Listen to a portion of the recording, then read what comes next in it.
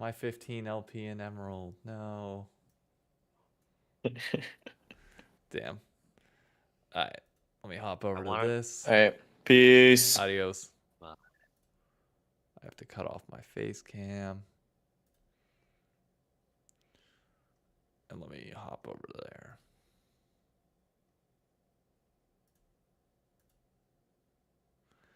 Paul can hop in when he's ready. I'm not sure when he'll be in. Let me message him real quick. Ready when you are. Oh, Do you want to there he is. one, or What's that? do you want to go in the crossover one, or just up here is fine? Oh yeah. I mean, up here is fine. Actually, wait, no, I do gotta put this in the crossover. There we go. Dude, Pop that. have you heard that Just a Man TikTok song? Like, it's really popular on there on YouTube. What I've seen. I'd have to hear it to know. Because I'm not sure. I only have YouTube Shorts, so I'm gonna send you like one from there. So what you're saying is me uploading my content to YouTube Shorts might actually reach you now. Yes. Alrighty. Let me DM this to you. There you go. Well, let me see. Okay, this. there it is. It's this soundbite. Video unavailable. You have to click the actual link. Yeah. For some reason. Yeah. Oh, yeah. Yeah, so that guy, the guy who makes that soundbite, like, actually has, like, they're all concept albums that are basically, like, I would say Odyssey style. Like, kind of Broadway-ish, I guess? Yeah, that's the most thing I Broadway can think of. 100%. Okay. Yeah, that's, like, what it sounds like to me. And dude, I kind of love him. Of course you do. Let me grab I could listen to him all day.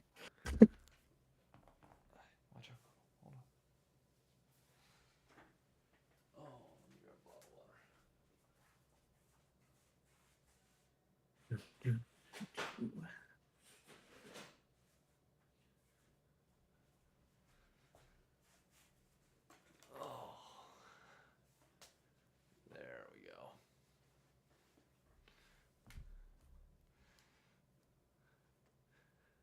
So how are you recovering from UNC's loss? It's whatever. I mean, I don't know if we've talked since I got sick. No, we have, kind of. Kind of, but you not saw really. probably what I was spamming in there. For the most part, so I had to go to the ER to get fluids.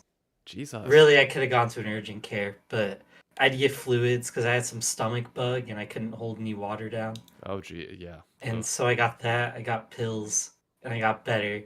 And then yesterday, Carolina almost gave me an actual stomach ulcer because they just suck. They played with no heart. That wasn't Carolina ball. Like, it's kind of pissing me off. I'm not gonna lie. I know they have 4 or 5 losses on the year, and they're guaranteed probably top 4 seed in the tourney.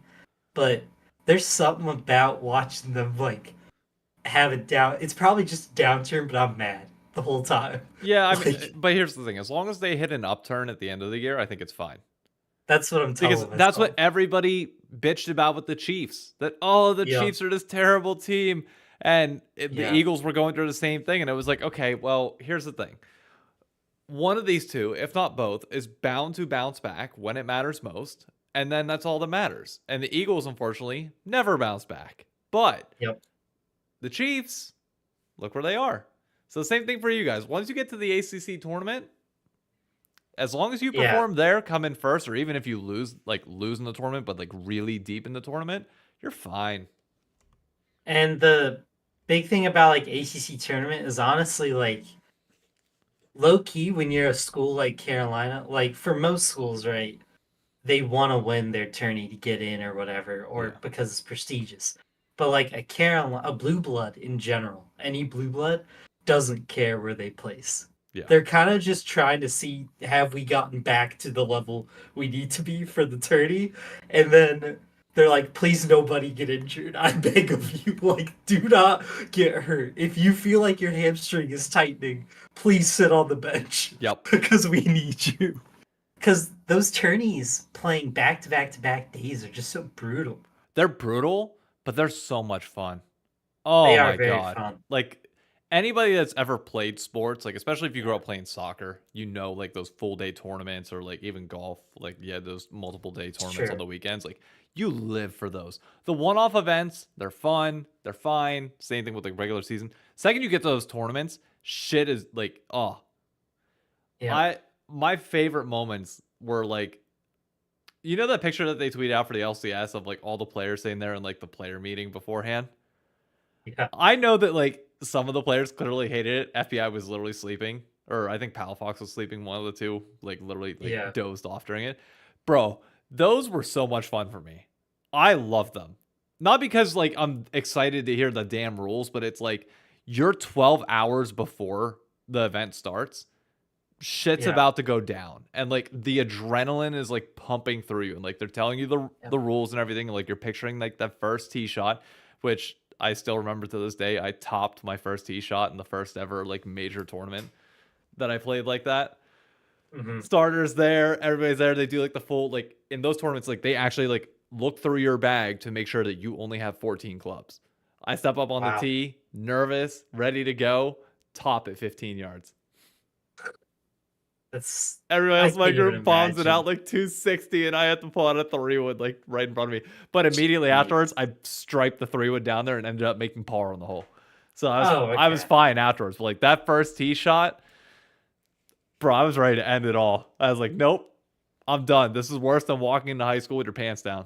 Couldn't do it. Dude, it actually would be. Like, I can't imagine, because there's so much happening on that level, and it is, I do understand what people mean, like the soccer thing. Like, it is all like when you're a kid. It's just when you're a fan watching these teams, it's crazy how much it changes to where you're like, please just don't get hurt. We need you in the playoffs. Like, everything changes to playoffs. Like, when people are telling me Georgia's being such a bunch of wusses, they're going to get cold if they don't play this Georgia Tech game at the end of last year for the SEC championship. I was like, no, dude. I was like, this is Georgia. I was like, they need to be resting this Georgia Tech game. If they come close to losing to them, I don't care. Bama is what's ahead, and they lost anyways, but at least we had guys. Yep. Like, you want to have your guys there, and you want to try to have them healthy. I mean, football and basketball get crazy how long it is. Oh, dude, I know. It's ridiculous. I mean, every sport, really. Like, golf. I know golf, like, people's backs start busting halfway through the year. You have to, like, that was one thing I always appreciated with Tiger's major schedule was like he very specifically planned tournaments so that he was building up for the majors. That even when he was hockey, or not even when he was hockey, Jesus, I read the chat. Even when he was hurt, he wasn't like fully out of it. Playoff hockey though is insane. It is psycho. Do you watch hockey? No, I just know those guys are different breed. Bro, it doesn't. The only thing that's taking you out is if your bones literally snapped in half. That's the only thing that's going to prevent you from playing. Or like believe it or not, the worst injury that you can probably get is a concussion, because then you can't see what's going on and you're on skates. But anything barring those two, you're playing. Doesn't matter what, you're playing, and you will throw your body on the line. There is no other sport that I see like in the last minute. Like in the NBA, like I don't see anybody like throwing their body on the line just like block a shot. I mean, obviously you have to play a little bit more defense, it's fine. But with hockey, it's like I'm going to put my face in front of a rock solid puck going 90 miles an hour. I don't care if it shatters every one of my teeth. I want that fucking cup. Like that is a whole different mentality that we will never know in any other sport at all. No. I'd say like physically, straining wise, it has to be what hockey and football are like the closest to. I'd say like football, you get a break though, so I will give it. Hockey, you get consistent breaks as well. I mean, you do like 30-second shifts on the ice, and then you go sit down and you wait for like 2 or 3 rotations of people to go through, and then you come back out. Like they're constantly. Oh, I meant just the fact you get a week. Oh, yeah, no. Yeah.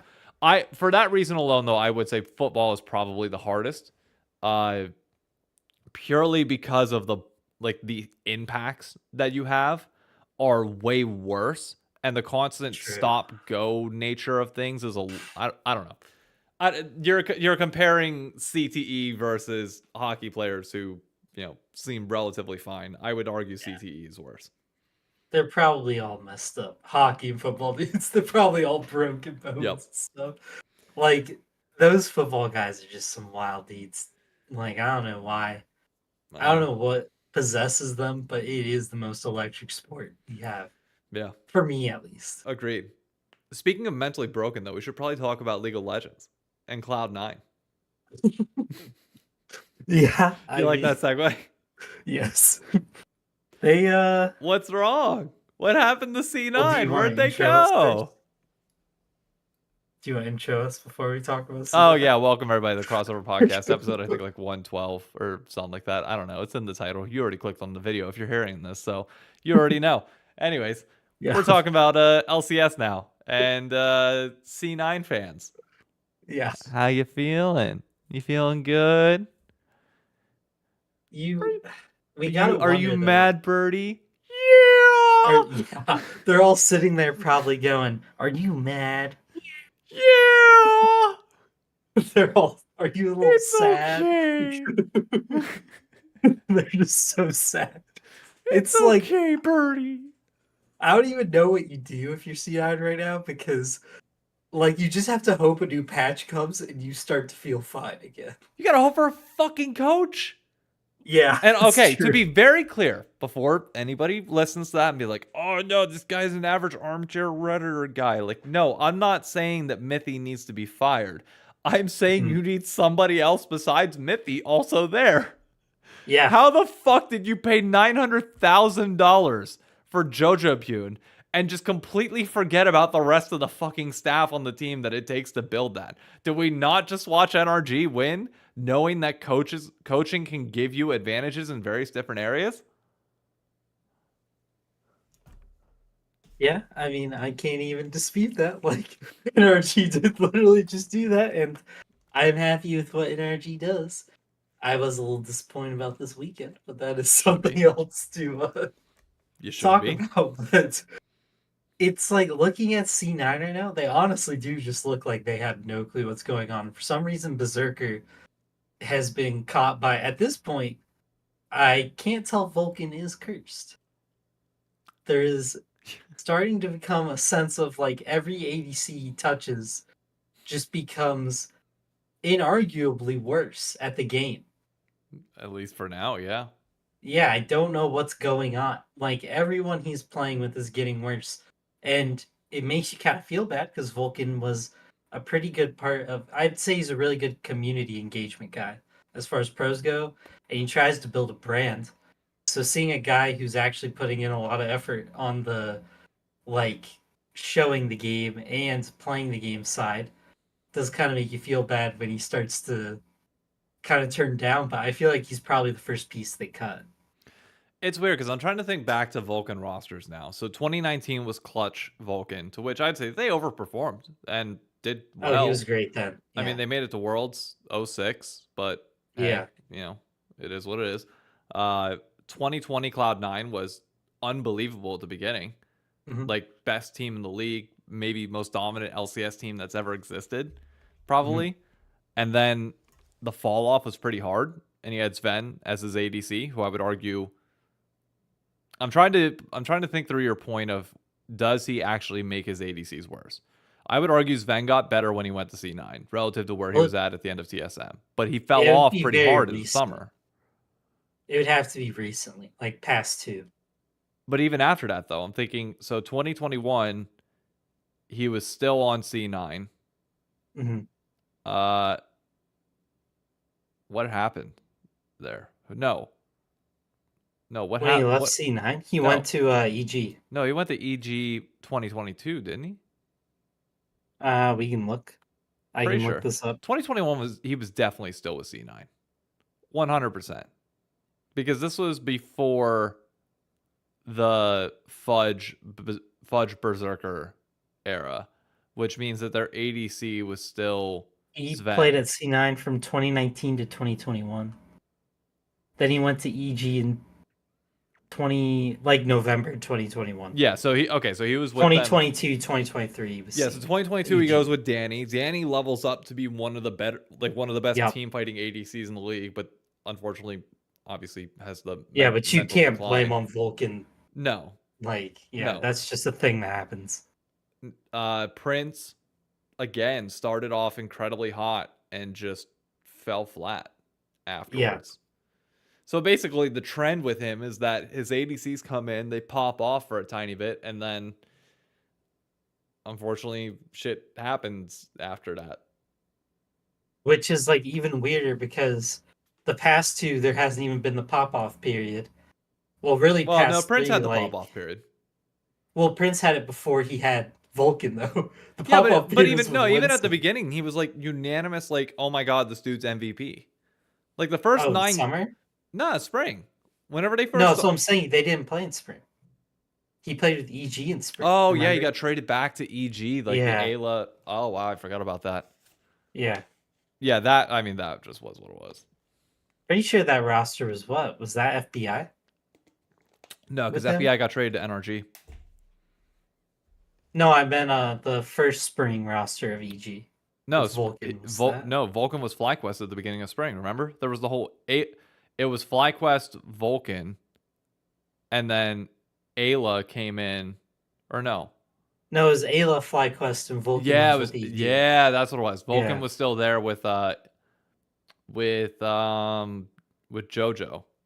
and things started collapsing.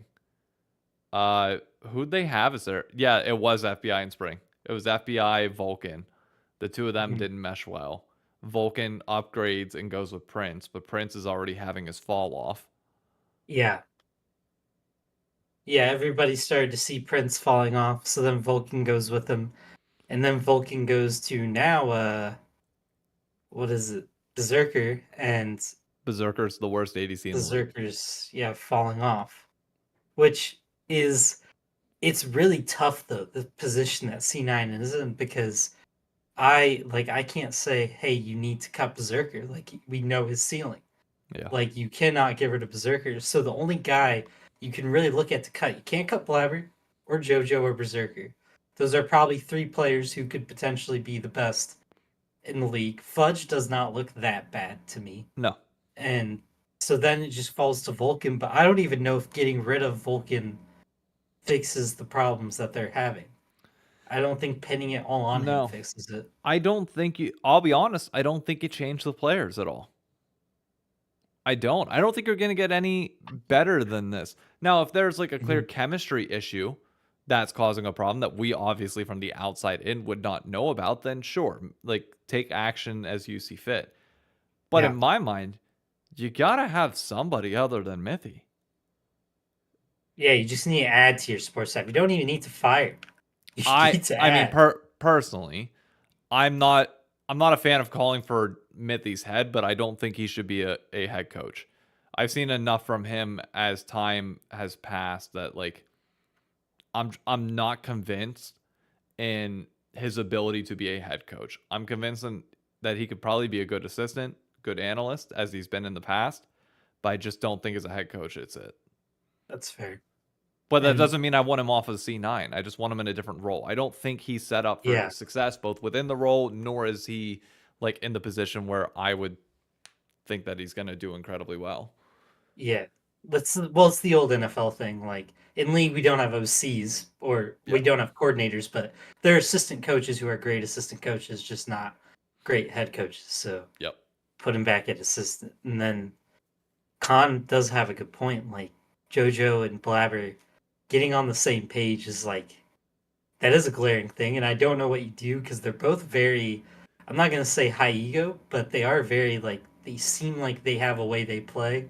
And that's just the way they play. I don't really know how you fix them. Now, granted, I'm not involved in their day-to-day, so I'm sure there is a way to fix them that we just don't know. I think you just need to have like a remember the Titans moment. Like at this point, you do. Just send them to like a sleepaway camp for like 3 days. Like get family, like It sounds counterintuitive, but like if you're expecting them to go deep in the year, take 3 days during this actually, you know what? No, this is perfect. They have a 2-week break where there's going to be no stage matches whatsoever.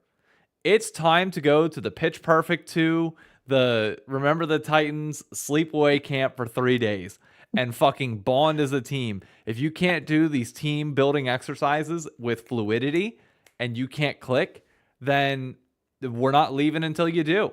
It's as simple as that. And lucky for them, there is 2 weeks coming up. Like, there will be time for them to try to fix it. Now, unfortunately for them, I'm pretty sure they start off this week with NRG, which I'm not saying NRG looks like world beaters, but that is a tough team. I feel like it's one of the tougher teams in the league to play when you're slumping. This week is actually going to be a really good telltale sign for them. Like, if they are able to get back on form, you will be able to go at least 1-1 this week at minimum. I think NRG will put up a better fight against C9 this time around. I really do. Yeah. I'm not sure what's wrong with you guys and what you've done odd. I haven't watched your games as closely as I've watched some others. So I'm relying on you to tell me what's up. I mean, they aren't really like doing anything that they weren't doing in all the beginning games. It's just all the things that were working out for them aren't working out anymore. Like, you know how they were starting every game kind of like coin flipping every single play, and they were kind of sitting there, maybe getting kills, maybe not. Like the 100 Thieves game, I think is a perfect summary of our season. It's just that it's happening to go the other way now in late game. And it is something they're going to have to fix. I mean, it's not something that completely worries me about NRG because it's like, it's pretty easy fix. You need to quit coin flipping early game and playing so ego heavy. More than likely, I mean, it looks like ego heavy play. And it just looks like they're sitting there going, we don't have to respect this. But it also is kind of one of those things I was thinking about. And I don't know why I did this, but I aligned myself with a team that has CLG stock hidden amongst them somewhere, floating in their ether, and it's tainted them. Yep. It's tainted them with this. We lose to the bad teams and we beat the good teams. Now I have to live with it. Who did you guys lose to this week again? We lost to Mortals and Shopify. And then we beat Liquid. Okay, yeah. So you got but no, you guys are doing your normal shit then. Okay. Yes. In that case, I didn't realize it was really against those two. Okay, yeah, that makes sense. Yes. No, you guys are fine. Really it's the exact same thing that happened last split. And yes. I will come out and I will say my prediction for this week right now. I think you guys demolish C9. I think you're coming out with a clear chip on the shoulder because you guys got pounded in game 1. Yeah. And I think I truly believe it was just rust. Like, you guys weren't playing well. You played to the level of your opponents, but at that point, it was just too early on. Now, Dokla's been grinding the shit out of the game. I think he's ready. Like, it wouldn't surprise me if maybe you just have one bat. Maybe the draft's a little bad and maybe it goes haywire, but I think you guys are going to be in a good spot. I think you crush them with these, which scares me going into our matchup with them because they're going to bounce back at some point. Well, it's also interesting because now C9 is getting the reverse target on their head. The same one that FlyQuest had last year. Yep. Which isn't like we need to beat them because they're the best, we need to prove a point. Now the target on their head is we need to beat these guys and see if we can get them out of playoffs. Like, it's to the point where people are like, dude, if we can avoid them in a best of 5, because knowing C9's talent, you don't want to play them in a best of 5. Yeah. If you can get them out of the way before that even happens, which is probably not going to happen. It could. I, to be fair, I was one of the people sitting here the whole season last season going, FlyQuest won't be out of playoffs until literally it was almost impossible. And I was like, holy cow, they're going to be out of playoffs. So you have to sit here now. You're going, maybe maybe teams are looking at that because I mean we're halfway through the season already, which is crazy to say. So here's And the wild thing about this. The schedule for Friday, or sorry, for Saturday, if all goes like if we're now plotting this in like a can C9 miss playoffs world, yeah, all that has to happen is you guys beat C9 and Immortals beats Dig, and you assume that FlyQuest is going to beat Shopify. And Cloud9 is tied for last in the league. And all of a sudden, you're one game behind. And the second, I swear, like, here's the prediction I will make. If they lose to you guys and they truly are tied for last, I think they have I think the likelihood of them missing playoffs triples. Like that. Yeah. Just because everybody, like the mechanical skill of the league has gone up insanely high relative to the last few years. Like we look so much better in terms of individual skill as a region. I am willing to say that enough teams could hand gap them over the course of 7 games. I know Little Indian Man said in chat that they just have to go 7-7, sure. But there's only 2 games that you're looking at on the schedule saying that are like guaranteed wins for them, in theory. And that's Dignitas and Shopify. Which, if I recall correctly, Shopify already beat Cloud9 once. So, like, looking at this, based on current form, FlyQuest, like, they're favorites to beat C9 as well. I think 100 Thieves and TL are both toss-ups that, realistically, I think C9 could beat them both. But at the end of the day, C9 should have beaten TL this first time around, and they didn't. They should have. And it does make you go, like, I know I posted this on your video for Rendezvous about how position doesn't really matter. You're going to beat who you're going to beat in playoffs. But there is a thing with like getting last going into playoffs does kind of matter, and I take some of that back. If you're going in 6th place, like that is kind of tough. Like you have to then basically play the best teams every single game, which then goes from, oh, we have like I'm comfortable with how we play in playoffs, we're good, blah blah blah, to going, oh, we need to play perfect every single best of 5. Yeah. And then pray that we don't make mistakes. Because if you're 5th, 6th, you also lose double elim. Yeah. Which, as of late, has been the single most important thing that you can have going into this. True. C9, granted, when they were stomping in both spring and summer of the prior year. Like, both of them came from winner's bracket, if I'm not mistaken. Like, both their runs, I think, were winner's bracket. Wasn't it? Yeah, because Golden Guardians beat FlyQuest to meet them in spring finals, and then 2022 they pushed our I mean, in general, they haven't been having to go through the losers bracket. No, even in the ones they lose in finals, it's pretty like they play through the upper bracket pretty well and they get to finals. Like, I mean, since the formats have changed, I don't think C9's ever come from bottom half of the bracket, have they? Honestly, I don't know. I'm sure they have at some point. They had to have. But that's wild. Hang on. I'm going to look that up, because if so, that might be the wildest stat that I've ever thought about, because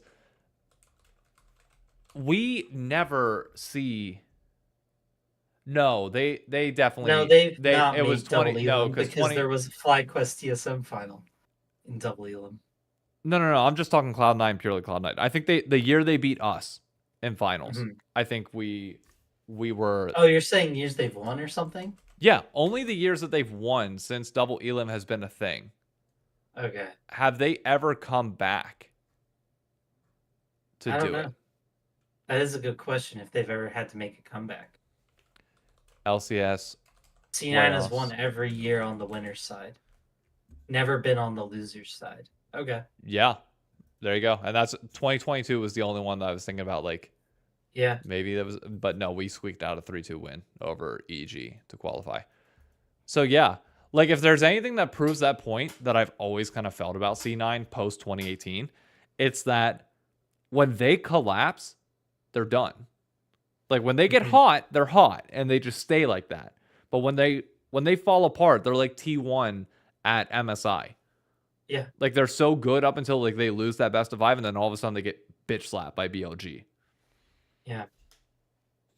That is a good point. I didn't even think about it from that angle too, because now you're kind of looking at it and going like, oh man, can they make a losers bracket run? Which they can. I mean, they can. There's a world where they could do that. Yeah, but there's a But world where 100 Thieves could win. Until you've done it, it's harder to yeah, believe that you can. and it's also even hard to believe it now because it's like you were saying, the league's so good. Everybody is very talented.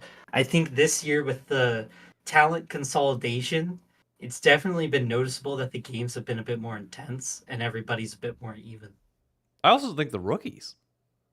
The rookies are very good. Dude, the amount of like rookie plays I've seen of people just being a little bit Yeah. more fearless and being able to pop off has been great. Yeah. 100 Thieves released their voice comms, and Sniper's talking through the whole thing. Like you would think for a rookie, like awesome. Meech, very quiet, barely says anything. A man after my own heart. I love the guy. Sniper never shuts up the entire time. Like he's talking. Can I TP? Can I I got a flank angle. Like my Yeah. dude talks like Mason on steroids. Yeah, I mean, it's pretty important too to have that one guy at least always talking because it helps the team go through. I am still waiting on a video from my team, which they already said on the subreddit Yeah, that they're that is working coming. on it. So I want to I will address keep Khan's waiting. point in chat. He said, "I came in watching this week for the first time. The gameplay has been horrid." I'm sorry, brother. Your comparison points then are just flat out wrong. If you're comparing us to the LPL or LCK, we've been over this many times. Everything's gonna look bad. Don't do that. Like, do not do that. Compare ourselves to ourselves. Compare it to summer of last year, of which it is night and day better than last year. Gameplay this year is 20 times better than it was last year. It's not even close. We're better than the LEC right now. And when everybody, including Dom, Monty, Thorin, LS, the people that have hated on the LCS for the longest period of time, when they're coming out and saying, yeah, they're more fun to watch and it's more mechanically talented, it's like, huh. That's when you know it's true. When general consensus does not lie. And to give credit to them, because we don't give them credit often and they kind of also don't earn it often. IMT and Dig didn't actually build bad rosters. Like, no. These rosters are pretty fun to watch. Like, Castle is actually pretty fun import to watch. And so's Mask. And then Rich, like, keeping Rich has seemed to pay off for Dig. He's not awful. I'm not sold on Rich. Yeah. I've seen it. I've seen too many games now of him just like not fully being there, that it's like, I'm into XU though. Oh, I love XU. I enjoy him. I think he's good. And then for some reason, Jensen just defies all odds of age and sensibility and continues to be a dog. Oh, this is gonna be a really bad reference, but I don't care. You ever see you watch South Park at all? Somewhat, not very often. You ever see the Bloods and the Crips episode of South Park where Timmy and Jimmy join the Crips because they're looking for other naturally born cripples, and they end up joining the Crips because they think that they're handicapped. And then they walk into the room and it's like, okay, why are we the only white people here? But then they see a dude Crip walk and they're like, oh, so they are handicapped. And they end up accidentally killing like 13 Bloods at a gas station because like an oil tanker flips over and shit. But point of all this is the B plot line of this is that this all starts because they're pissed off at some celebrity for doing stem cell research. But the way he does stem cell research is literally by like eating the stem cells out of like fetuses. Oh my gosh. It's South Park, okay? Just bear with me. Yeah. But like he continues to like grow and like level up due to like the amount of like fetuses that he's consuming. It's like so Oh my god. It is so bad. I completely forget what my original point of all this is going to be as I got lost in retracking the episode. What were we talking about? We were talking about Jensen coming Oh, back and yeah. still being good. Jensen is him. He just, like, immortal. Yeah. Could go from looking, like, downright horrendous when he was on, like, C9, like, worst laner of any team in playoffs to just, he's the guy. He always will be. He is right now. And it even was even scarier when that game happened. I remember it was Saturday or Sunday when he popped off on Trist. But I was just sitting there and I was like, okay, the one thing about FlyQuest I can at least live with in solace is that they don't have 5 players that can pop off. I'd say right now they still only have 4. Jensen is just holding his own. And then that game happened, and I finally had to be like, I was like, they have 5 players. I was like, this is so bad. I was like, they really have 5 guys who could just curb stomp anybody at any moment. This is so bad for us all. It is. Like, it's just not good. But I'm I waiting. don't even know. I'm waiting for the day that somebody finally one-ups Impact. Or not Impact. bwipo, though. Yeah, dude, he's looking perfectly fine from his time off. It looks like he didn't struggle at all. It looks like Inspired took no issue with having time off. Nope. They both just look insane. And now it's kind of like at the point, okay, we're going to need somebody to step up to it. Masu and Busio look insane. I mean, well, they look insane, and then they look entirely tame occasionally. Like, yeah, there are points where they run it down, and the rest of the, like, I forget which game it was. Whatever, it wasn't the 100 Thieves game, but it was the game after that where they run it, like, for the first few minutes of bot lane, and it's like, guys, if I'm Jensen, Inspired, and bwipo, I'm just being like, what the fuck are you Zoomers doing down there? Like, just stop. Like, just let us win the game for you, please. Like, take this game off, chill back, hang out, grab a fucking Capri Sun, and just chill. Like, you'll be fine. Like, let us sip our wine and drag this out a little bit, and we're good. But even then you have games where freaking Masu and Busio pop off, and it's like, well, now what are you gonna do? Like, Jesus. And it's kind of like, oh man, yeah. Khan backs up his point about bad mechanics and then hits a good point where it's like bwipo and Inspired not playing makes you question what GMs are doing. It is a good point. You do kind of gotta sit there and go, why were they sitting out for a whole year? Okay, well here's what they were doing. But I'd seen EG contract hostage, whatever. So that's the thing. EG contract hostage, which may they rest in piss and never come back.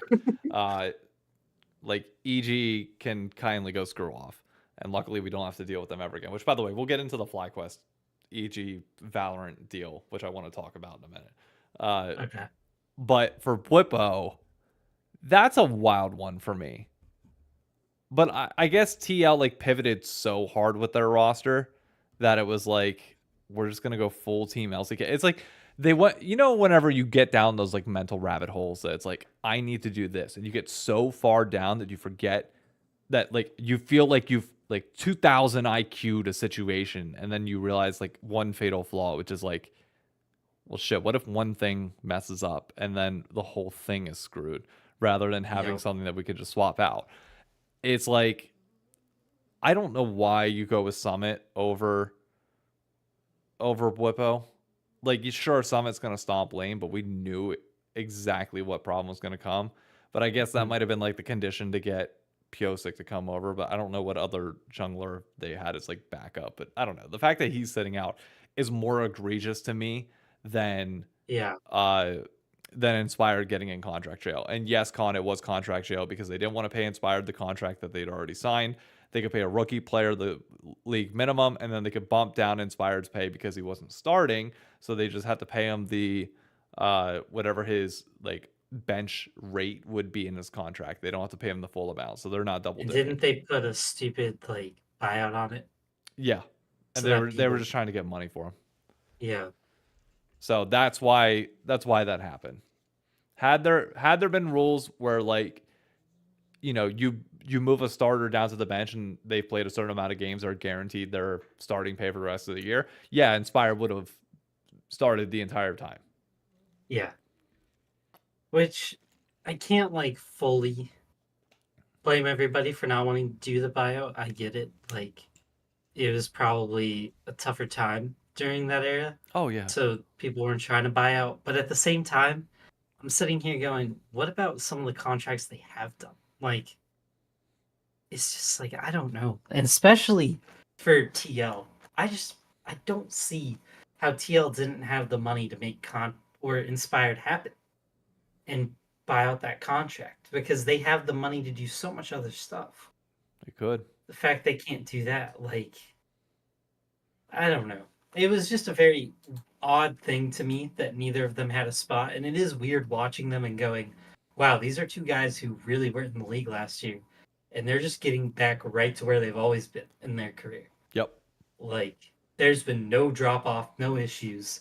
They are still those dudes. But the thing is, it is spring, and that's what I worry about. Is like, I mean, granted, this is a problem for summer when we get there, but it feels like that's always where like the older players specifically, like, yeah, you start to feel those effects of burnout, especially if they go to MSI or have like these international tournaments. I mean, this year that should not be an excuse with the amount of breaks that everybody has had with the little amount of time that's being played. Like, shouldn't be a reason whatsoever. But I don't know. We'll see. It's going to be interesting if we end up performing well. Do you think other like regions look at what we did breaks wise and go, maybe that's like an actual strat to take a couple more breaks? No, because I don't think the breaks are ultimately it. I think it's just the rookies and that's like the general skill of the league going up that's more important. But I'm trying not to think about that because like I can already see what's gonna happen now. 500 IQ crystal ball me is like, okay, August is gonna come. And everybody's immediately going to translate that whole, LCS looks better at mechanical skill than we have in prior years. This is the year we beat Korea. And it's like, no, that's not what it means. Stop it. Don't do that. Like, the goal, like, we still have yet to beat an Eastern team to get out of groups or Swiss. That's still our only goal. Like, if we can do that, great. I feel like it would work better if we were playing more games. Or not more games, I guess, necessarily, but yeah, more games. Probably best of threes and having breaks. That would work better together. And to Khan's point that LEC had breaks, LEC only really had big breaks for bad teams. Yeah. The top like teams like G2 were playing all year round. Oh, like, yeah, they were playing They said that burnout was really bad for them by the end of the year. Yeah. They weren't having the breaks that we're talking about. No. That was your cake orders. Do help with viewership. Why did I say so? Go K-Core. We love K-Core. I mean, their fans are pissed off right now with the Yamato firing. Are they? Are they upset about it? I don't know. I see personalities being really mad about it, but I haven't seen fans be like downright like horribly upset by it. So I don't know. I do not know. I mean, it is what it is. Like, we saw something coming. It either had to be players or coach. Somebody probably had to get fired. I was kind of surprised they chose coach over. Yeah. Like, I just don't know how Cabochard is still there. I don't know what's going on. Him or Targamas. Yeah, they must have Blackman at this point. Like, I don't know what dirty secrets they know, but it doesn't make sense that they are still there at all. Bride, I have no clue. I will say, very weird thing that happened to me while I was going through my fever dreams and sleeping all the time because I was so sick. I dreamt, and I swore it was reality until today, that Fnatic beat G2 and won the winner split. Like, if you would not have told me that, or if I would not have gone and watched, because I literally had to re-look it up and make sure that G2 won. Like, I firmly believed that Fnatic beat G2 and then beat BDS to like win it all. Yeah. And I don't know what it was, but I had some weird fever dream, and I don't even like Fnatic. I like broken plates. So I was like sitting there sad. The whole dream was me sad. Like, dang, this really sucks. And then going, well, Adam's fun to watch. And then he got beat by Fnatic. And I was like, dang, this sucks again. I mean, It was so luckily you're weird. not living in a world where Fnatic fans are happy. So, Yeah. there's that. Yeah. We're living in a world that's dominated by BDS and what is it? And G2. Which I will say for Crownie's defense, it didn't look like they got there because of ice in that last No, game. no, Yeah. not at all. They kind of just got there because of the rest of the team. So there is that. I mean, I hope, I'll be honest, I hope BDS beats G2. I think it'd be fun. I It'd be think it'd be such a really fun, refreshing and I change of think it pace. would push G2 in a way that we need. Yeah. Like for the West. The West really needs two teams to go this year that are crazy good. And I think like hats off to Papa Smithy. I think his job is now not in any question or any doubt. He's doing He fine. GM'd his way back to being solid GM, like top tier. So he's dogging. But it's like one of those, I think FlyQuest making a good run would help us a lot. So would G2 or BDS. Like BDS plays so weird. They could surprise teams. Could. And they play with so little fear. It's kind of insane. Yeah. Like they play with no fear at all. Granted, neither does G2. G2 will be behind and look at you, and they'll give you the old LPL classic. They'll go, "Oh, we're 5K gold down. Sounds even." And they just go in. They're like, it feels nice to finally be on even footing when they're behind, and they just go in and fight you. So that's the thing that I find funny, and I was gonna mention it. Lil Man mentioned it in chat already for me. It's like, oh well, BDS has like the worst early game in the league. It's like, if I remember correctly, like G2's runs when they were doing well on the international stage, obviously domestic is different than international. I'm not trying to conflate the two. I'm just saying, like, one of the most fun times was the fact that like they fell behind every game that they played, it felt like. And they constantly had to come back. But you knew once 15, 20 minutes came in the game, if you were not more than like 5K up on them, the game was winnable. And they won it almost every time. And it was just like, oh, like I enjoy, like, I know some people hate that style, and that's fine. If it's scaled, like do nothing and then win, that's fine. At least BDS is like running it down a bit. I like that. Like, I think even back to like prime TSM, like 2016-ish. Like, I don't remember them straight up smashing everybody. Were they? Or were they having like come from behind wins a good bit? It was 16 or 17. They went 17-1. Then that might have been. I might be thinking of 17 because there was one time where they came into the playoffs like a little bit worse, and people were doubting them because they would just like scale to late game and win. And people were like, this is back whenever I didn't follow it loose or as strictly, but people were just like, oh, once they get in the playoffs, like they're going to be in trouble. But then TSM fans were like, motherfucker, we don't lose in playoffs. And then they get to playoffs, and then same thing. They just keep like, they stay even or a little bit behind, and then team fighting would come and they would win. And people would just be like so pissed off. Like, how do they keep getting away with this? It's like, congrats. Now that's what BDS is doing. And I love that. That was 2016 summer. Because one of those two, I know that spring with Wild Turtle, it was literally autopilot, dude. Like in my head, like the 2017 spring with Wild Turtle, I never once in my mind, it didn't matter if they lost, dude. I would sit there and be like, they're just gonna win it all this year. That team is so good. And they didn't even have double lift on the roster, and they looked so much better than everybody else. It was stupid. But they had team fighting kind of down to an art, and then TL did the exact same thing. Yeah. And won 4 times in a row.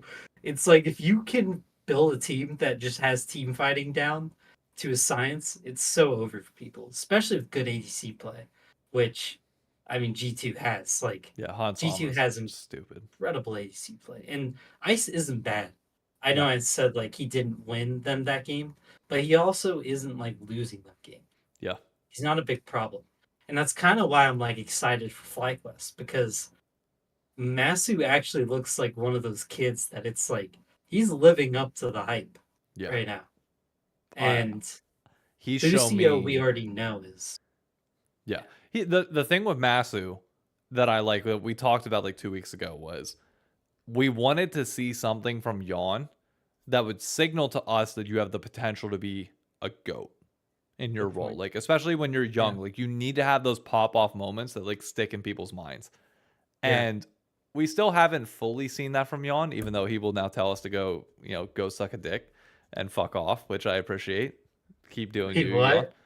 Oh, you didn't see that clip on Hotline League? No, what? Yawn was on there and they were asking him about like, what's your thoughts on like people criticizing Lucian as a bot lane pick? And like people like, because Spawn said that, believe it or not, the fans actually do shape the meta. Like when you add pressure onto like a player picking Lucian, like players get scared to pick it because they don't want to be memed. Wow. And Yawn just comes on and is like, he asked Travis like, is this safe, like a space to say anything? And he's like, yeah. He's like, go fuck yourself. Like straight up, go fuck yourself, suck a dick, and flicks the camera off. And I was like, oh, okay, oh, that's fine. I like that you're doing that. But you know what? That should buy him a year. It'll buy him a year. But my other thing is like, please pick Lucian against 100 Thieves. Do it. Do it. I want to beat you on it again. Just to prove the point. So then all I'm going to do, I'm telling you right now what I'm going to do because I'm looking forward to it.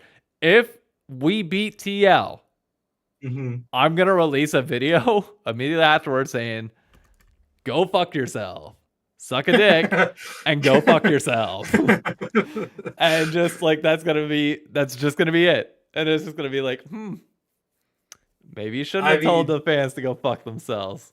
At least not the 100 Thieves fans, because I'm gonna criticize you for it now. But it's all done out of love and respect. I love Yawn, to be clear. Lucian isn't like actually bad, but I'm not gonna lie. Like the amount of games I've watched where you just can't do anything makes you start to believe that he is bad. He's not bad. Like, it's just how we play him. We don't play him the same way that the East does. True, and it doesn't help that like. I do think ADCs right now with durability patch do need some space. Yeah. So you're just gonna keep seeing, that what is it, that Varus build, Senna, stuff like that. Stuff that has space. Ezreal has a lot of space. We see him a lot right now. Anything that can naturally be given space, Tristana's another one. Yep. They're going to be the ones picked because they're not weak. Like obviously if an ADC gets to its item points, the ADC will carry the game. But they are very like, what is it? They're very glass cannony. So they're at the point where if you're going to protect them, you need them to be as far back as possible. Yeah. To address the point in chat of like they hope that Yawn doesn't get the Fudge treatment. Here's the thing, and here's what makes me wonder about like Fudge and like why Fudge gets a lot of hate. But I feel like that's because he doesn't go about handling it the right way. If you're going to trash talk, you need to be very open and public with your trash talk. Like, I don't know. It's one of those where like, I feel like if you're going to have that brash personality, you need to look at the fans that are criticizing you and just be like, if you can talk, come out here and do it. Otherwise, shut your mouth. Because you don't know better than we know. I don't know. You got to say something. Like I don't know. I'm torn on it. I'm not sure how the best way to handle it is because you have to have an ego as a pro. You have to. Delusional confidence is how you got there in the first place. You can't just drop that. But like in Fudge's case, how did it get so bad to the point where people just still harass him to this day? Like, is that because you didn't step out and say something directly to it? Like, is it being passive-aggressive against people that does that? I think it's because he's on C9. Like, I think being on C9 naturally is going to make you hate it because C9's been a good team lately. And yeah, but it's the C9 fans that are the most vocal against it. Oh, that don't like him? Yeah. I've just never noticed that because I hate C9 so much. I just assume everyone's with him. But he's. I think it was just in part being on C9. Also, C9 constantly having huge expectations. Like, they've always had these very large expectations that are almost impossible to live up to. And another issue was what was it? Fudge's practice a little bit that one Worlds. Oh yeah, World's Isn't 20. that what really Oh made yeah. them mad? Like Oh, I that know everybody has separate opinions on if he should have been practicing lane with like positional coaches and stuff. yeah. But that's besides the point. I think it was just the fact he wasn't playing solo queue and he was getting curb stomped in lanes was enough to make fans jaded to him. And I just don't know why. Last Worlds he was playing a lot of solo queue and It was the nobody praised him for it. no, it was the World's 2022 Jensen one. Or not what's his name? Darshan one. Oh, okay, is He that was what it doing was? 1v1s against Darshan. Ah, which everybody has their like separate opinion if that's healthy practice or not, which I'm sure in some ways it could be and then others it isn't. But either way, that was the way he wanted to approach it. He tried his best, and he was honestly trying to fix his his issues, which was definitely early laning. So I think he was just trying to hyperbolic time chamber it, I and just didn't work out. I mean, my biggest gripe against him has always been known of just like I don't know. You have to. Well, Whoa, what happened? I don't know. I just saw Twitch chat. I Oh, posted a link. stream elements has been timed out. Yeah, Wow. Okay. Well, that's weird. no, they timed out Gotcha J for posting a link. Oh, okay. No, that's fine. He can post the link. I know I'm adjusting. Okay. But I mean, my biggest issue with Fudge was always well documented, which was I think as a North American player, you have a responsibility when you go to an international event to hype up your other teams and players. We can shit on each other domestically all we want, but it's like you have to treat it like a little brother or like Jersey. Like Jersey, if you live in Jersey, you're allowed to shit talk it all you want. Jersey is the fucking worst state in America whenever you live here and you're actively a part of like this specific state. But if anybody else dares to say a fucking word against Jersey, it's on site. Without question, it is on site. You don't get to talk shit about our place. It is only us. You're not living through it. You don't know. Fuck out of here with that logic. I saw people doing that with whatever they announced MetLife for the World Cup final. Everybody started posting memes about New Jersey and like that Italian guy going like, "The fuck is this?" And people in the comments were like, "If you're not from Jersey, shut the fuck up." And like people just immediately got on the back of Jersey and be like, "You don't get to insult us. Only we do." And I was like, "Yes. Yes, that is the mentality that you have to have as like a top North American player in my mind is like, fuck everybody from our region. Dokla, piece of shit. Sniper, worst top laner in the league. We go to international. What the fuck did you say against Dokla? That shit doesn't fly. Only I get to say it. Beyond that, he's my brother. You don't talk to him. You don't say that thing to him. Only I do. Get out of here." That's the mentality that I want people to have. So like when they don't have that, that to me bugs me. No, I can get behind that. And that is probably something that had people rather annoyed. So I understand that. But even that, I still don't think that warrants like the amount of hate that he gets. I am surprised to see, and I would have thought of this until Gotcha J said it, but 2022 summer split and 2023 summer split, Fudge was only on third team All Pro for 2023. Who was 1 and 2 last year? Licorice would have been up there. Licorice and Summit. Yeah, that makes sense. Which I would not have thought of unless Okay, brought that up, and that's a good where point. would you play if you were voting All Pro right now for top lane? What would your 1, 2, 3 be?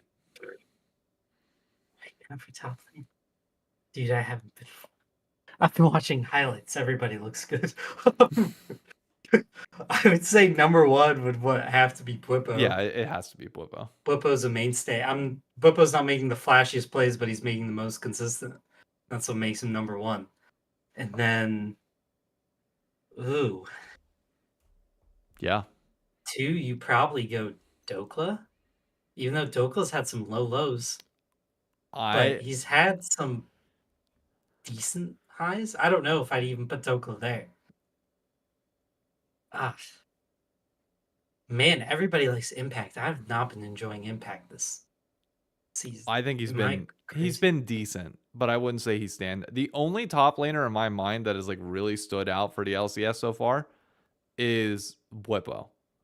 Yeah. The thing I would say, I don't think it does not warrant. What? I was also gonna say, I think Sniper could be my third team. I've actually enjoyed watching Sniper. I'm not even rage baiting. So have I. But my problem is like I don't know. I feel too biased in putting him. Like I feel like I'm naturally like. Here's my thing: if Sniper was like close to the top, like I'll always make the case for him being one. But when it's so contested like this, I tend to not pick him just out of like respect to bias. I might personally go bwipo,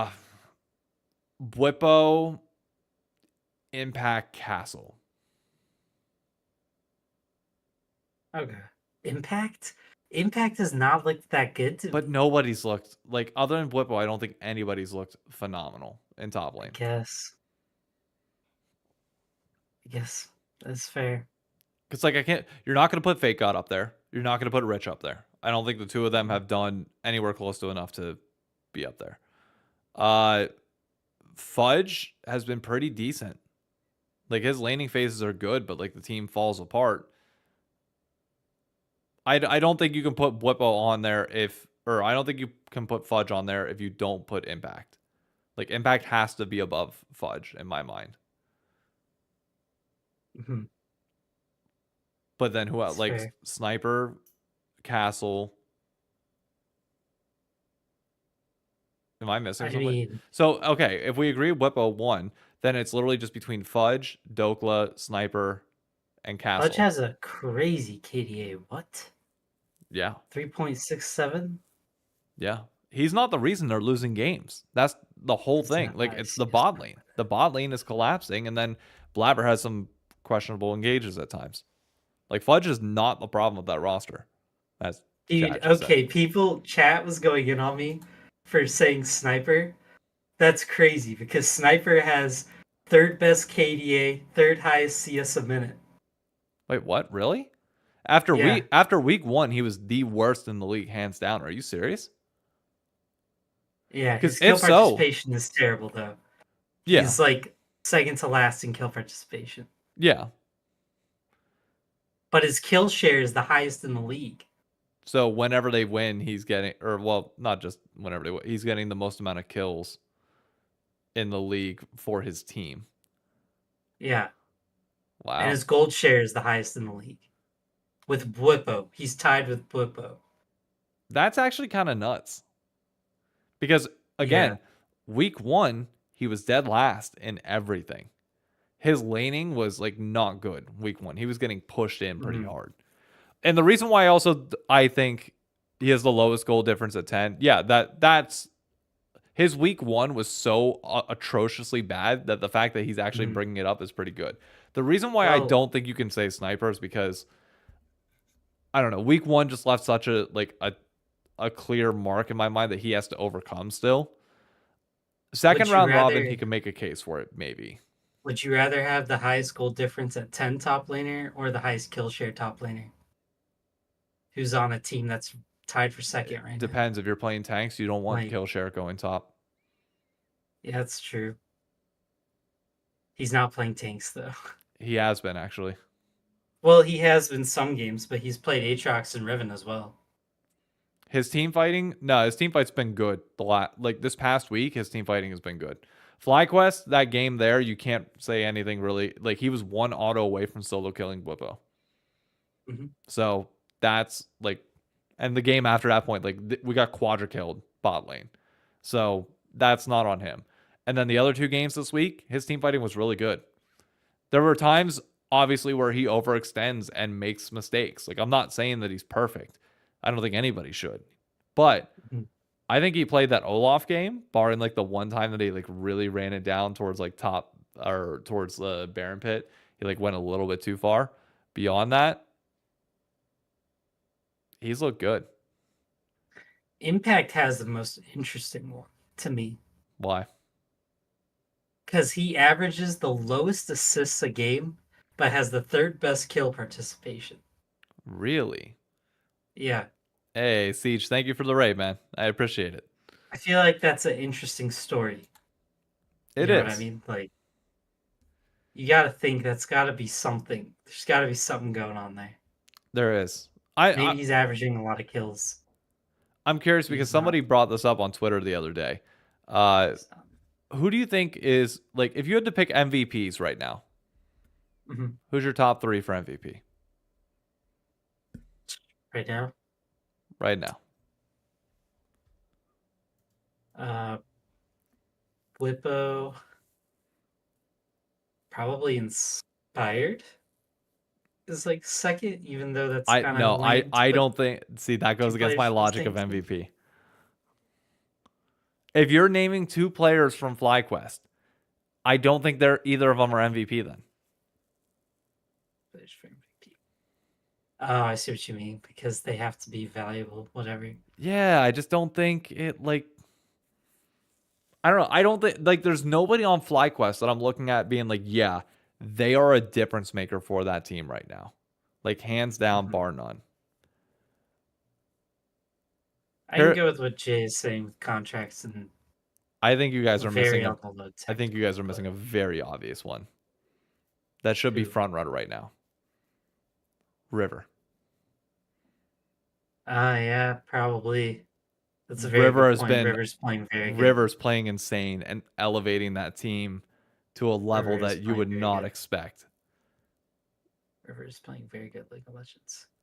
I would say, I don't know. I like there isn't a clear-cut MVP for me so far. I think it's been very like kind of split all over the place. I would probably, if I had to pick somebody from top lane, it would definitely be bwipo. If I had to pick somebody from jungle, it's River. If I had to pick somebody from mid, I would probably say Palafox. Palafox has looked really good for the most part. Yeah, he's the least NT. I think for ADC, who do you go? FBI's been very high and low. I think overall, even in their losses, he's still been good. He's still been good. I really like think the way FBI is playing. I think FBI and Huhi, period, for bot lane. Yeah. Like even though Busio and Masu have looked good, I think FBI is just.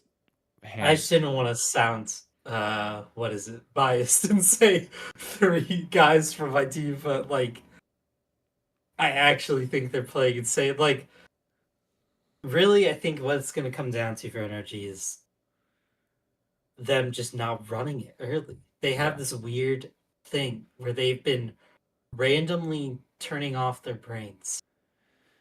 But look, I'm not sleeping on Tactical. I've been hyping up Tactical from the beginning, and he'll actually be on my interview or one of my interviews for the pit this week. But I also just realized that I went against my own logic. You can't have an MVP on a team where you have multiple people that clearly stand out.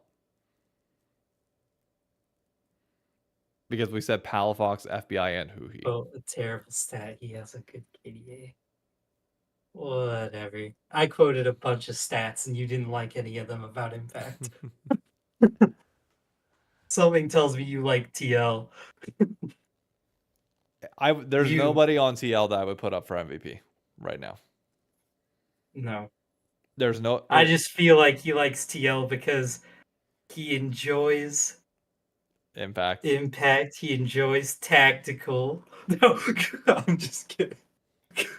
But he is right. Like, he's 100% right about Tactical right now. Tactical's playing super well. Yeah, he was playing super well last year. I kept trying to tell people that. I was like, look, my guy is playing good. I was a Tactical doubter.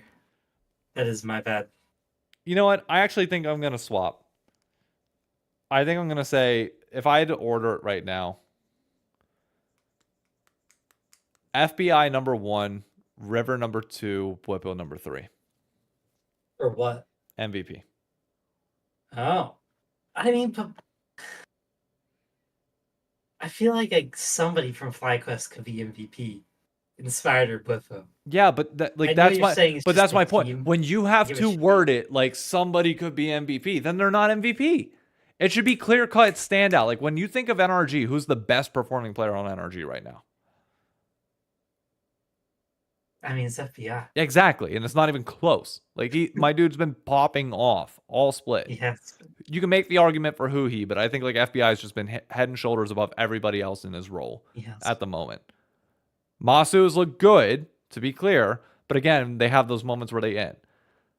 If I was to tell you who's the best player on FlyQuest right now. Best player on FlyQuest right now? Yep, right now. Probably bwipo. Maybe Inspired though. Difficult. bwipo or Inspired? Best player on 100 Thieves. I mean, River is like leading them really well. Exactly. River. I like the way River's playing. It's hands down River. Even though like everybody else is stepping up and playing well, like River is clearly like really leading the charge well. And then TL, we already said nobody. FlyQuest, or we already said.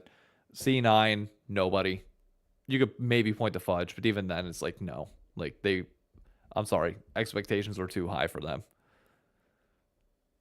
So I don't really have anything else to add there on that. I think that's a decent note. I will say it makes it very hard to use stats to look at ADCs because FBI plays so much Senna. Dude, same with Meech.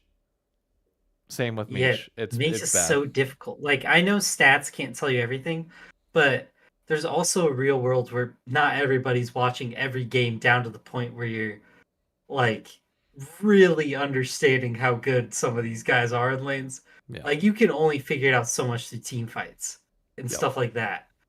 So it makes it so hard with League. I don't know. I do not know. One thing I did want to touch on is, well, first, is there anything else LCS standings wise that you want to go over? LCS standings wise, I was gonna say like bvoy Loki making Shopify look a little better. I think it's helped Shopify that some of the games they've won, I think teams aren't playing to the best of their ability. Yeah. Not making excuses for NRG, but I don't think C9 and NRG were playing perfect. But he does make them look a little more put together. I do think Insanity, I get that they're trying these weird picks mid, and it's a funny idea, but some of them don't seem that useful. My dude got hard countered by Quid. So hard. He was down 30 CS at like 12 minutes. I was like, oh, that's hard to watch. Quid just absolutely shoved his shit in, and there was nothing he could do. Yeah, I was watching that game and I was like, dang, I really need, I kind of need Shopify to pull this game out because I didn't want you guys tied with us. And I was like, this is kind of annoying. And then I just watched them get absolutely annihilated. And I was like, what is going on? It's like, why is NRG choking right now? Especially when they post that video, like, where they're sitting there going, hey, you should just become an NRG fan. And I was like, I'm not saying they shouted out my idea, but just saying I could have been a part of their production. You just had to get out to California. That's all. Yeah. The crutch of esports. You're not in California. That's everything. Yeah. That was my bad. Trying to think. Oh, question I'll ask you to wrap up LCS, like actual gameplay stuff. Final question of the day. What will Cloud9's record be at the end of the second round robin? And will they make playoffs? Yes or no? So is LCS playing on 4.3? Is Yeah. that what we're on? Yep. Okay, Smolder is so live they're this week as well. Smolder is live. What? Dude, I mean, I love what they're doing. I'm not gonna complain, but that's crazy, dude. That's absolutely like bonkers to me. Yep. But let me go through their roster or their schedule real quick. Well, I already know their schedules. Seven other teams. Um, Whatever, dude. Um, I'm gonna go with. All right, I'm gonna do it by team. I think they lose to FlyQuest. All right. That's I 0-1. Yep. So I think they lose to Energy this weekend. Uh, and then they play Thieves, right? Yep. Right back to back. Dang. I'm gonna go with they beat Thieves because I just don't see them losing that many in a row. There has to be one they win. Even though I could see them losing to the Thieves, is that bad to say? No, that's fair. I think they bounce back well Like, against us too. Like that's a game that like I just get this feeling in my gut that we're gonna lose that for some reason. mhm. I think TL is trying to break the curse of losing bad teams, so I think TL will beat them. I could see Immortals beating them, and then they'll beat Shopify and Dig. So That 3 and means 4 that again, they will 6 finish and 8. 6-8.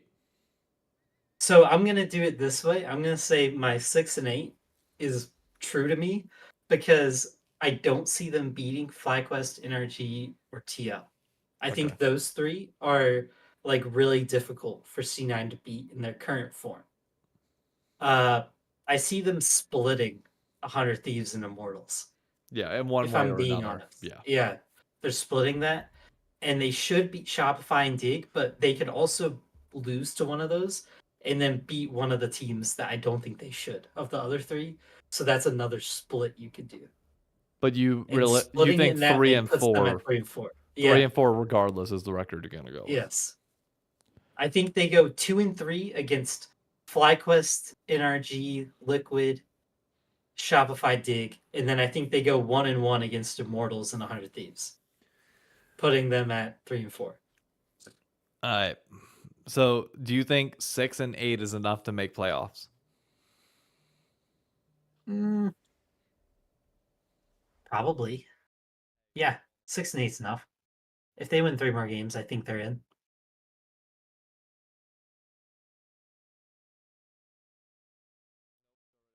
Like, I can't think of. Shopify would have to go absolutely crazy, tie them, and play a tiebreaker. They'd have to win 4 games. I guess that's not absurd, but I don't see Shopify going 4 and 3. So there's that. I'm gonna I make a see them making. Oh, what? oh no. I'm just gonna make a bold prediction now. Oh man. Oh man. Their loss streak is gonna be extended to 6. I think they lose both games this weekend. To both NRG and 100 Thieves. Oh man. You don't think they figured out a new patch? I think they then proceed to 5-0 after a 2-week break. I think they come back and they just Okay. get hot. So I think they They finish get five really and hot. two. I think they rebound well. I think a 2-week break is everything they need because I'm predicting either massive changes or an additional coach to come in. Somebody to come in to help alleviate some of the pressure off Mhm. of Mithy. And I think when that happens, I don't think it'll happen in time for this upcoming weekend. When that happens, they will start bouncing back. Okay. And when they get hot, they'll be hot. That's fair enough assessment. So I pray to God with everything that the loss streak goes to 6. Because if it does, bro, we might be looking at a top 4 seed going into playoffs, which is freaking wild. If we can I walk out wish of you this the weekend best. 1-1, I'm happy. If we walk out 2-0, I'm legitimately starting to think about like, okay, how are we going to perform in best of fives? I think for you guys, it's gonna best of fives are gonna be really difficult. Only because your rookies like clearly seem like they're very good and they make a lot of quick plays. Yep. But I am wondering what's gonna happen when they have to play a team that's like really locked in. Like playoffs are a different breed They are. for some of these other teams. And we'll have to see how it goes. Especially the fact, which I hate to say and give into your favorite narrative, but the fact that it is in studio does make FBI like a dark horse, like pop off playoff MVP Well, I mean, candidate. he's overcome that. He finally won in a He stadium. did So, overcome it in general, but now he's back in his wheelhouse, bro. Like, oy vey.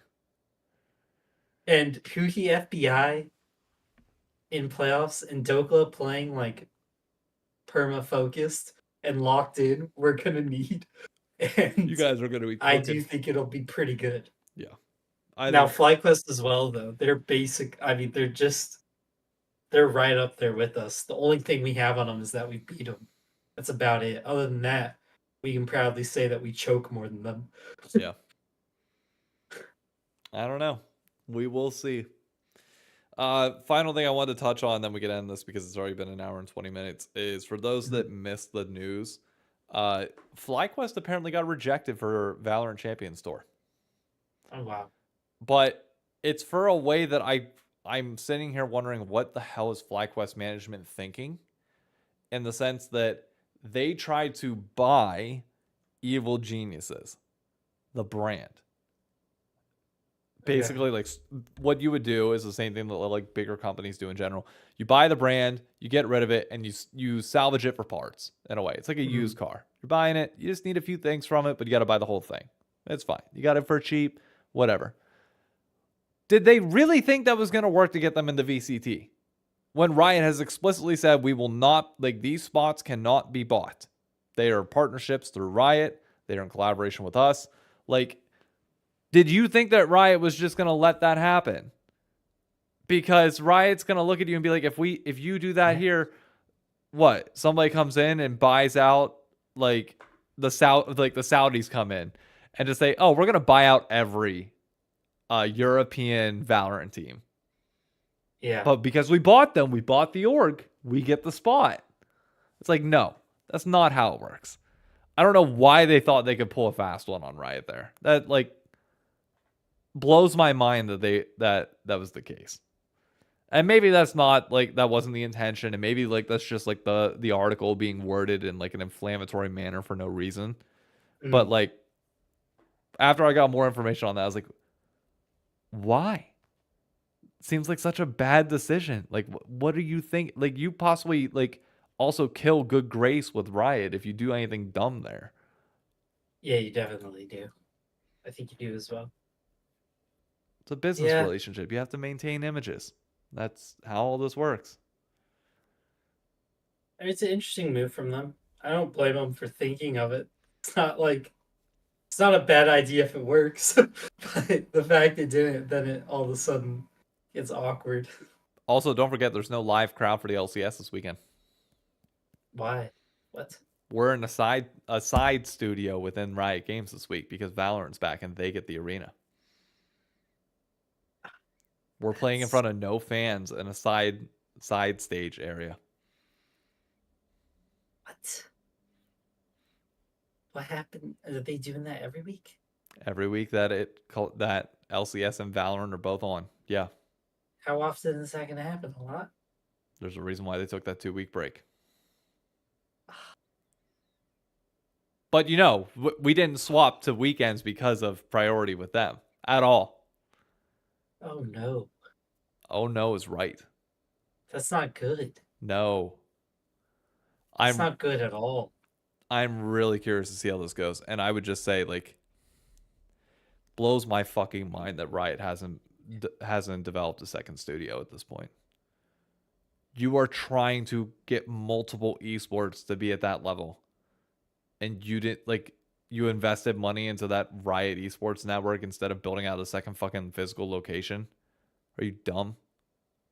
Yeah, at this point, it would unironically look better if they just went to a random PC cafe and had them play It across would. It would. tables from each other. Like, It. By the way, it made me so happy whenever Travis Gafford put out a video saying like, "Hey, you know, we gotta you gotta figure out a way to take the finals out of the damn studio and go somewhere nearby." yeah, And like figure out a way to make that happen, because clearly like that, when you read between the lines, is like you got to figure out the cost behind it, because the number one thing that people kept telling us is that's too expensive to do this, but you got to figure out a way. yeah, You have to.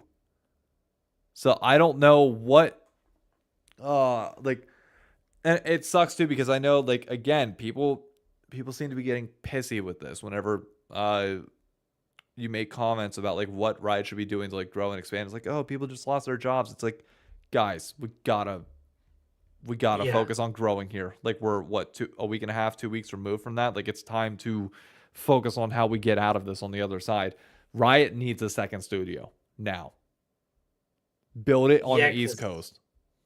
honestly, watching this is gonna sound a little weird, but I've been watching some LOL games when they come on because they're on at like nighttime Yep. around now, and it's fun to listen to. And their crowd sounds like pretty lively. It's actually kind of funny how much better they pump crowd noise. And then I've been also watching CB Lul, and CB Lul pops off, dude. Oh, dude, they do. Their crowd is so cool. Yeah. Like they go crazy in there, dude. It's kind of depressing. Like I feel like the NA crowd has been pretty good lately too. It has So I been. don't know why you would punish them by not letting them even go in. Yep. It's It's not been bad. I don't know. I do not know. I just think it, like, there's a lot of talks about like, oh, Riot had to cut these programs because they didn't end up working out. Is like, investing in more physical space when you have multiple esports that are developing is never a bad move. That Yeah. you can also give out to other events and other things to have different, like, when Arcane comes out, you can have an event in New York and an event in LA. Like, you gotta, I don't know. That to me like is like common sense point number one. You need a second studio. I don't care when, I don't care how, I don't care where. You need a second one, because we can't deal with Valorant and the LCS overlapping No. and it being like this. And also the thing that people did No, mention. they're running it down right now. Like there's no reason for the way that they're doing this. No. I mean, I understand that it is in their mind it's difficult and they're going through a lot of turnover, right? There's all that. But you are facing down like the idea of there's a lot of turnover here, there's all these issues, and you all are taking jobs at something that is relatively a dying art. So if you're going to take these jobs, there is a lot of pressure on you to be making sure it doesn't die fully. And I know people will countlessly say that it's an online game, it shouldn't need an in person audience, whatever. It's not a traditional sport, but there is that thing that having a crowd there does add to the idea of competition. It just makes it more intense and it makes it more relatable. Yep. So I don't know what else you do because not having a crowd does just hurt the whole idea and the fun. Yep. It's just terrible for the fun. I mean, it is a sport also. I'll just always vehemently disagree with people who say that it should be something that just thrives online. It's not how sports work over all of human history, which I know the internet is new, so I guess that's not fair. That's not good evidence, but nothing will ever just be online and be as relatable as in person can be. Yep.